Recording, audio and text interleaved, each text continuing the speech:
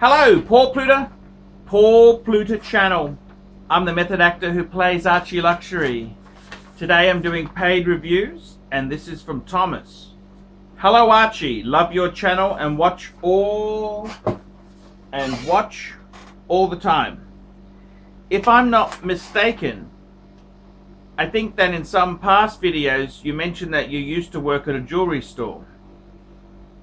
It would be great if you would post a video talking about some of your experiences working there, such as how much did you make on the sale of a watch and how much markup is built in. Also, a few nasty customer stories would be entertaining. I've sent you $35 via PayPal. Thanks, Thomas. Well, thank you, Thomas. And yes, I worked for a jewelry store. This was in 2010. So that's going back a fair space of time. I always had in my back of my mind there, I always wanted to open a shop and sell luxury goods like wristwatches, jewelry, bit of Louis Vuitton. You know, it's kind of, my genre was luxury goods. And I'm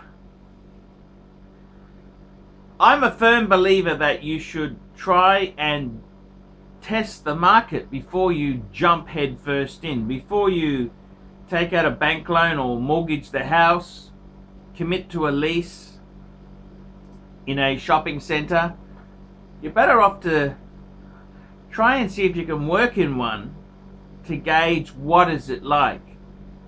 So I put a suit on, I printed a few resumes out, and I basically went to a local shopping center and handed a few resumes out saying, hey, I'm looking for a job. I'd never worked in, well, I'd worked in retail. I had many years ago, I used to sell computers. So that's retail experience, but I'd never had any experience working for someone else in a traditional bricks and mortar store. It was always something I'd done myself. So I thought, you know, I'd really like to see what is it like to work in a store. So as I said, I did that, and I went door knocking, and first day door knocking, I was chatting to this lady at a, this was probably the most upmarket jewelry mall store in that center. And I said, hey, I really love watches, I love jewelry. And they gave me a, I gave them my resume, and sure enough, I got a second interview. And then I got offered the job, which was great. I wanted to see how it went. And I suppose they, look, I worked there part-time. It was a casual job. In Australia, the base salary was about $16. They paid me a little bit more because I had a lot of knowledge on watches. Don't know if that really gave them any sales, but I had a bit of knowledge of watches. And I gave it a try. I wanted to see what is it like to do. And if anyone wants to know the name of the store, I don't really want to mention it. If I'm going to talk about things I didn't like, it's not really fair to mention it when they did give me a go. But if you contact me personally, I'm happy to tell you. But what was it like working in this store? So I tell you what, it's an interesting game. It's an interesting game. It's very, very different to what you'd expect. And I kind of thought, you know, you'd go there, you'd have customers coming in. It's the big thing about working in an upmarket jewelry store in a mall, because that's what I was basically doing, is waiting for the customer. Waiting continually for the customer. And that's probably the biggest annoying thing. You're waiting for a customer. You're waiting for the customer. It's kind of like fishing. You have your shop set up. Looks beautiful. You clean the glass. You get it all perfect, and you wait for fish to come in. Then you snag them. And you've got to be very careful how you handle customers. You know, it's an industry that has a lot of females in it. So I, as a male, I was late 30s. As a male, it was a bit of an eye opener. I mean, it can be an incredibly bitchy industry. A lot of the females there, I worked with some really great girls, but they had great delight. Oh, you did this wrong, you did that wrong. They were a little bit picky, and there was a fairly narky sort of industry, to be honest with you there. It's incredibly hard to sell things. I must tell you this honestly. I mean, it's easier to sell items at a lower price, but when it comes to selling a $3,000 thing, it's fucking hard. And you might have a situation where a customer comes in, they want to look at, could we have a look at that ring, look at that ring, look at that ring. You're trying to gauge what they want.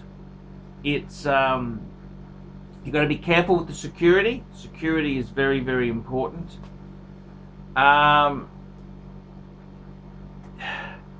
You're trying to sell things.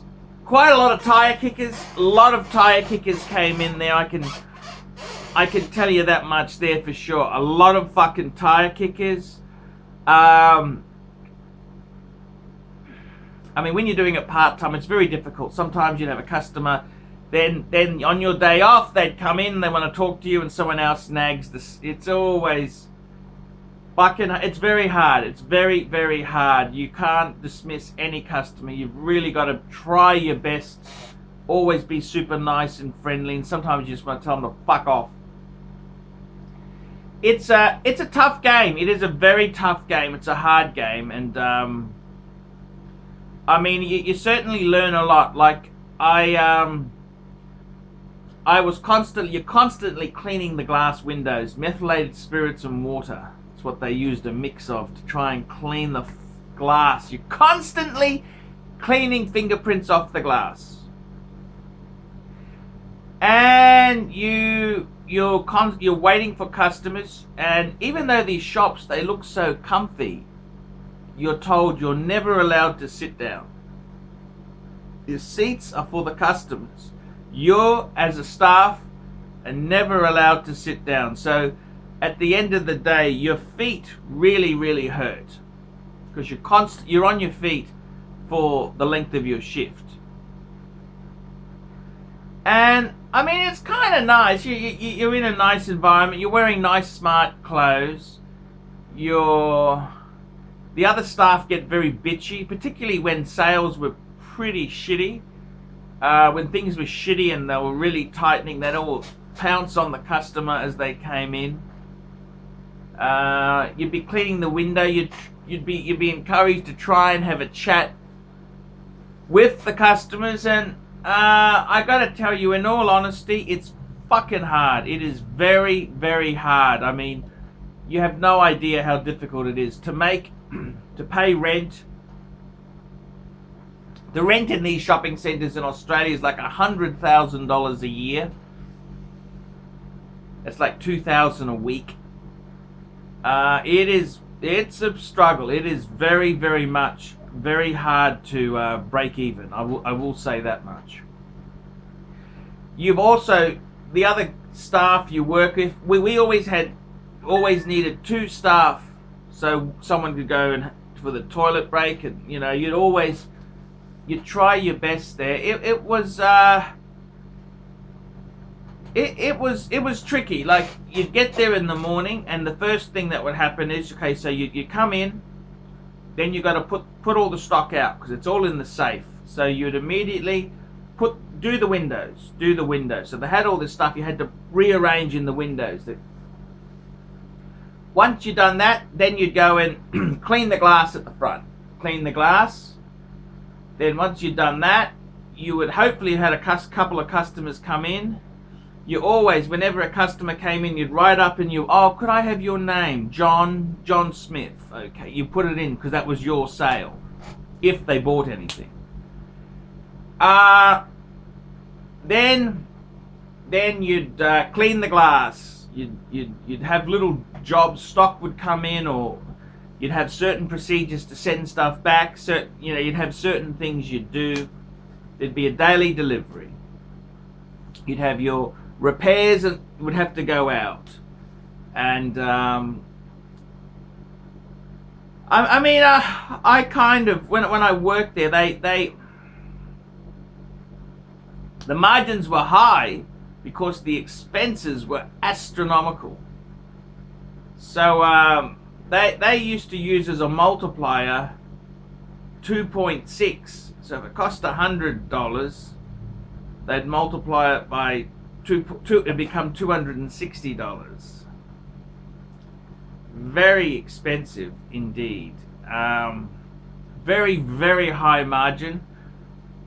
And I kind of, I don't know whether I'd want to run a business like that. I thought, So everything was very incredibly high because these were lower. The funny thing is, the margin on cheaper items is very high. On more expensive, the margin tends to come down a bit. It was difficult. It was very difficult. I mean, you had sales quotas.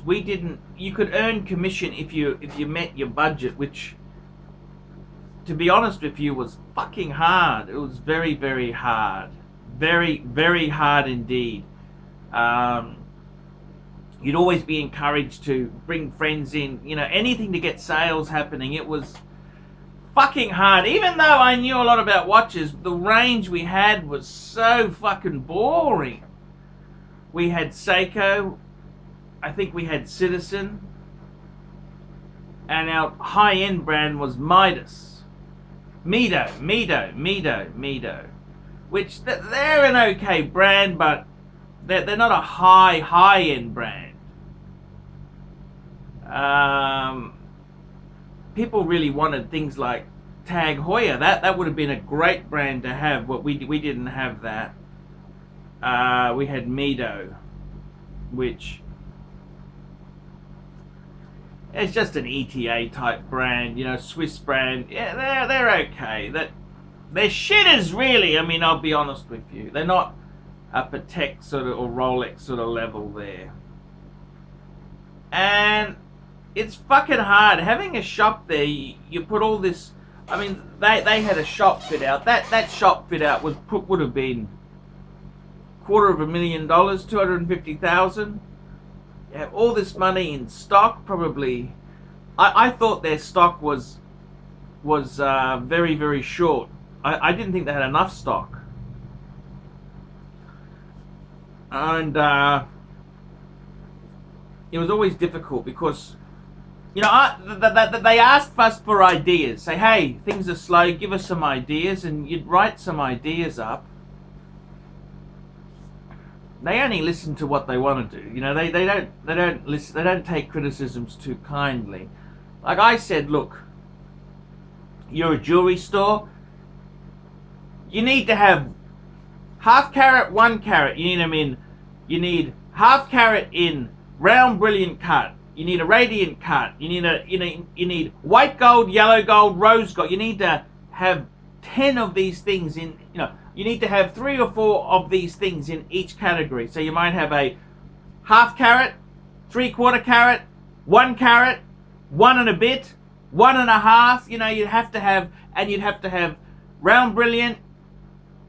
You'd have to have radiant, fancy, in yellow gold, white gold, rose. You'd want to, and platinum. You'd want to have a mix of these things on display, but it was so damn hard to get someone who wanted to buy a ring and custom make it. That was just impossible to sell. Absolutely fucking impossible to sell. I mean, that industry, I tell you what, it was a very good learning curve. I went there, I wanted to learn what the jewelry business is like. It's fucking hard. You can spend $500,000 with shop fit out and stock, and I don't think they had enough stock. So much money. And then no one wants to buy your stuff. Jewelry stores are fucking everywhere, everywhere. That shopping center had 6 or 7 competing jewelry stores. Okay, we were probably the most prestigious of the lot, but fuck, it was damn hard, I can tell you that much. And the rent was $100,000 a year rent. It's very fucking hard, very, very, very fucking hard to make a living out of running a jewelry store. Let me give you the drum. It is fucking hard, fucking hard yards. And I mean, the online business has slaughtered it. It was funny, you know. I kind of got disheartened because you'd have. I remember this was 7 years ago. It's 2010. It's 2017 now. You'd have customers who say, "Oh, I got this diamond ring," and they bought it from Blue Nile or one of the online diamond houses. And you desperately think, online business is killing us. And you look at it, and it wasn't fucking shit. It wasn't shit. It was a lot cheaper than what our store would sell things for. And what do you say? The online is just slaughtered them. Absolutely slaughtered them. And I remember I had 2 people came in. One guy bought a 1.5 carat. It was fucking amazing. And another person had bought a carat online, and they were a lot cheaper than what our store would have sold something like that for. A lot cheaper. And they asked us what we thought of it, and what do you say? So in that way there, the jewelry business, if you're having a shop in a shopping mall, fucking hard. Let me tell you now, fucking hard. Very, very hard indeed. Just a hard business, hard to sell. I mean, you put all this effort into having a beautiful shop with stock and shop fit out. No one even wants your shit. You know that? No one wants your shit. So, looking back on it there, I wanted to see what's it like to if you owned a business like that. Is it a cash cow? Is it fantastic? And what I soon discovered is it's very, very hard. It is fucking hard to get sales. It's fucking hard to get repeat. It's fucking hard. Very, very hard indeed. You had to charge huge margins on anything you did because the rent is so high. And what I learned is that you don't want to fucking open a jewelry store in a mall, in a shopping mall, that's for sure.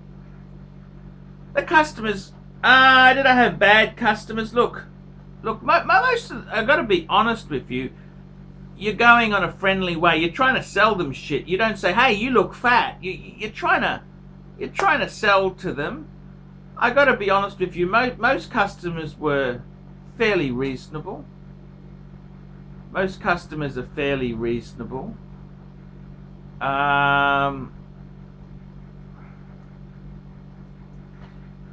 There was a few things the store did which I didn't think was that fair. They offered a 7-day money back guarantee, but if you tried to take them up on it, they were a bit intimidating. I've got to be completely honest with you.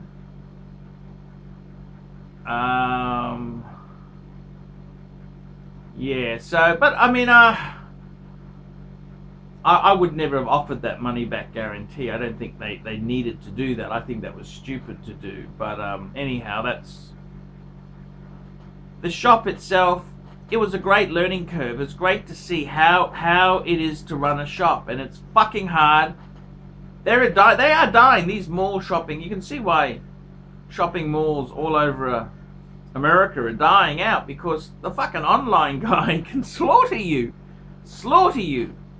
and that's one of the reasons why I started selling my collections off, because my aim was, when I retired, to have some huge collections and open a shop and sell the stuff off. But I soon realized, do you really want to do that? It's so fucking awful. It's awful. It's very much awful. You spend a fortune to have a retail establishment, and no one wants to. It's fucking so disillusioning. It's so fucking hard. No one wants to come in. No one wants to buy anything. You're kind of a pest, you know. You're the, oh, hello, sir, can I help you? Oh, what? You were told not to just say, can I help you? You were told to just try and engage them in conversation. Anything to try and get them to look at fucking stuff, for the hope they'd buy something. And that was pretty fucking hard. Let me give you the drum there. It's pretty fucking hard. So, stories. The customers weren't really that bad. I never really had bad customers. Mind you, I didn't really sell a lot either. I didn't really sell a lot. It was fucking hard. And I ended up resigning because I wasn't meeting my sales quota. I wasn't meeting my sales quota. They were saying, hey, we're going to have to contract if we don't get some sales soon. And I was trying my best. I mean, what the fuck could I do? What the fuck could I do? So I kind of went before the axe fell. And I mean, they trained you, yes, product knowledge and this and that, yes, I understand. I tell you, it was hard to wrap shit up, you know. I've never really been good at that, and I remember I fucked up this, I wrapped this thing up, fuck, it looked terrible, fuck, it looked terrible, oh, fuck, doing the ribbon, I really fucked the ribbon up, it looked awful, fuck, it was terrible. yeah, that's it was, how did I find it there? Look, I did it for a while. I wanted to learn what it was like to have a shop, and it's a fucking hard business, let me tell you that. Fucking hard business. It's very tough. I mean, I think it's a very wise idea. Before you open a store, spend $500,000 on stock and a fit out. Go and work in one for a while and see what the reality is, because it may not be what you think it is. So you think, because you look at the shop, it looks so beautiful, luxurious, and so comfortable. You think you're standing on your feet all day. You would get roasted if they caught you sitting down. It was pretty fucking, I can tell you that now, pretty fucking nasty. You're constantly cleaning dust and vacuuming and cleaning the windows, constantly cleaning, constantly. It's pretty fucking hard. And I gotta be honest with you, people in retail there, you don't realize how fucking hard it is, really. It's fucking hard. They don't earn much. The salaries, I mean, in America, they'd be even worse. But in Australia, they're kind of, the money's not great. It's very fucking hard. It's very hard. And at the end of the day, all they cared about was you getting results. They didn't really care about anything else. If you got results, that was it. So a lot of corporate bullshit in these companies. I mean, this was a medium-sized business, and I wasn't really performing, okay? I got to be honest with you. I mean, they trained me. I was nice and polite. I didn't tell people to fuck off. I was polite and nice. But in all honesty there, very, very, very, very, very hard business. Very hard. Having a retail store, very, very, very hard business. It's a way to lose a lot of money in not such a small time, in a very short time. You can lose a lot of money in retail. Believe you me, it is fucking ferocious. So what did I learn from working in a jewelry store? Don't start a jewelry store, that's for sure. Fucking hard. Fucking, it's just fucking difficult. It's very fucking difficult. And yeah, that's what I learned. Don't fucking do it, okay? It is retail. The staff deserve to be paid a lot better than they are, but it's just, there's not a lot of money in it. It was it's fucking hard, you know. People don't have, the economy is fucked. The amount of disposable cash someone has to spend on luxuries, which is what jewelry really is fucking small. So I'd advise anyone, before you start a business, go and work in one for a while, see what it's like. Even if you work there for free, just to see what it's like. You'll soon know what the reality is. And I gotta tell you, it's fucking hard. It's a hard business. Fucking hard business indeed. I'm Paul Pluta. This has been a review for Thomas. Yeah, it absolutely sucks. Don't start your own jewelry store in a shopping mall. You will go broke fast. Archie Luxury, signing out.